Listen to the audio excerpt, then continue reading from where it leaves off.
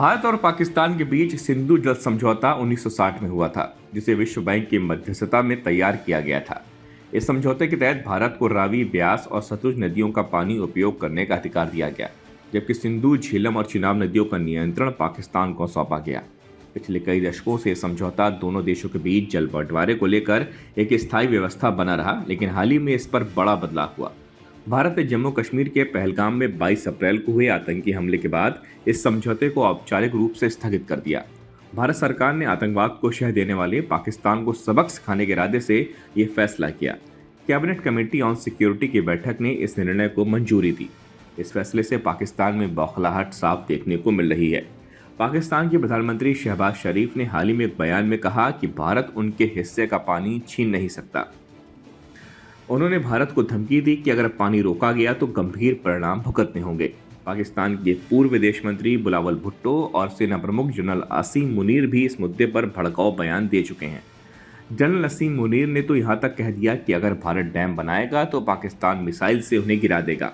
उन्होंने ये भी कहा कि पाकिस्तान परमाणु संपन्न देश है, अगर वो डूबेगा तो आधी दुनिया को साथ ले डूबेगा।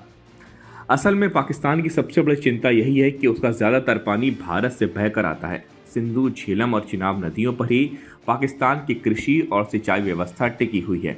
इन नदियों से वहाँ की 70 से 80% तक पानी की ज़रूरतें पूरी होती हैं। अगर भारत इन नदियों पर डैम बनाकर पानी को रोकने लगे तो पाकिस्तान के लाखों किसान प्रभावित होंगे, फसलें सूख जाएंगी और भुखमरी जैसी स्थिति बन सकती है। पेयजल की बात करें तो पाकिस्तान के प्रमुख शहर जैसे इस्लामाबाद, लाहौर और कराची की पानी की ज़रूरतें भी इन्हीं नदियों से पूरी होती हैं। इतना ही नहीं, पाकिस्तान का टेक्सटाइल उद्योग, जो कुल निर्यात का 60% हिस्सा है, पानी पर ही निर्भर करता है। इसके अलावा वहाँ 1/3 से ज़्यादा बिजली हाइड्रो पावर से पैदा होती है। अगर पानी रोका गया तो बिजली संकट भी गहराएगा।